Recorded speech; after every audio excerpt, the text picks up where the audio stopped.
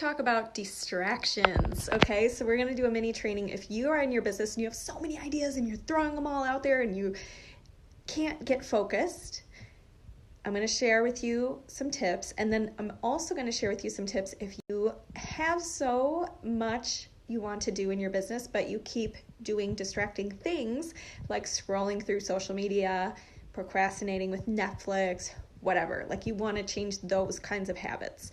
So the first tip is if you're just getting distracted as far as all the ideas you have in your business, I want you to ask yourself, why do I want to do each idea? Okay, because what I mean by that is today, for example, I had this idea that if I chose to carry out this week, if I chose to present it online this week, it would distract what I'm currently promoting, doing, and focused on. And even though it came into my mind as an idea that was like hot, like it was like, oh, I have to do this. This will be a real smash hit, right? But then when I thought about it more about why I wanted to do it, I realized it came as a result of a limiting belief in myself. It came as a result of, well, I already have been talking about my current program and I need to shift gears or whatever.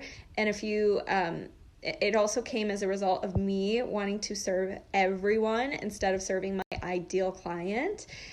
And I realized that makes no sense for me right now. I want to provide the full transformation, the full puzzle pieces for my ideal client, and I don't want to just jump ships too soon when I haven't followed all the way through with my current focus of the month. And so your mind's going to try to play tricks on you like that and get you to do little detours along the way that seem like a good idea in the moment because it's new, it's flashy, you're like, yeah, right? You're all excited about it. But I want you to practice creating a pause by asking yourself and looking at the whys behind each of your ideas and then picking the idea to stick with that has the most valuable why and the why that brings you the closest to your goals in the shortest amount of time. Okay, so the key tip number 2 is to create a pause. And however you need to do that, if you need to do that by writing down the idea and saying I can put that on my someday list, but it's not right now, do it. If you need to create the pause by asking, why do I have this idea? Where is it coming from? Is it coming from truly a good marketing idea? Or is it coming from a limiting belief I have and wanting to distract or self-sabotage myself?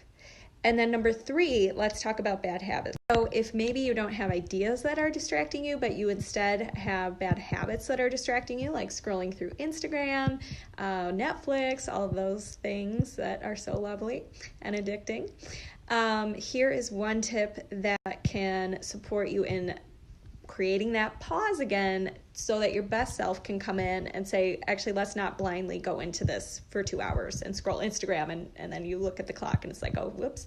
So one thing I'm going to make myself start doing anytime sometimes I subconsciously find myself having Instagram open. I was going to come on to do a story. I was going to come on to answer somebody or whatever. And then I realized I forgot, I got lost in the shuffle, etc. So what I'm going to be doing to create awareness when I'm going on Instagram is if I find myself scrolling, whether it's 5 minutes in or 1 second in or whatever, I am going to pair this with a commitment, a kind of a thing that will create friction for me and make me aware I'm doing it and make me not want to keep doing it. So I'm going to say every time I catch myself scrolling, I am going to make myself do 10 push-ups and stop what I'm doing and get up from my comfortable chair with my blanket or whatever and do 10 push-ups because it just creates the awareness, whoops, I got off track. And also it makes me get up and get uncomfortable because I was doing that. So it creates some friction. So if you have bad habits, you got to create friction around it. You can't make it so easy and you can't have no negative side effects or no rewards, meaning if you're not scrolling Instagram and you're being a good girl or boy, there's no reward to that. You have to reward yourself. So on the contrary, come up with a reward when you don't use Instagram all day unless it's for business. So if you enjoyed this little mini training and if you missed the workshop last week, I have 2 exciting things to tell you. First of all, I offered prizes last week for people who were involved in the workshop in the Health Coach Nation Facebook group about how to book 3 discovery calls using Instagram and attract your ideal clients using Instagram. But if you missed it, don't you worry, because I have another prize opportunity for everybody. And it is, if you go to my podcast, Health Coach Nation, and leave a written review about how you like content on Instagram, how you like the podcast, how you like anything you've learned from me. It could be short and sweet. And you take a screenshot and send it to me via DM, or you can email it to me. You could just let me know if you need my email address. You can win either up to $500 off of working with me, meaning my early bird gift voucher. So in other words, usually early bird access expires and it only comes out a couple times a year, but you can win that. Or you can win a bag of healthy chlorella, which is very good for you. It's high in B vitamins. It's like a algae. I did a podcast on it once about all the benefits, and it's labeled by the United Nations and also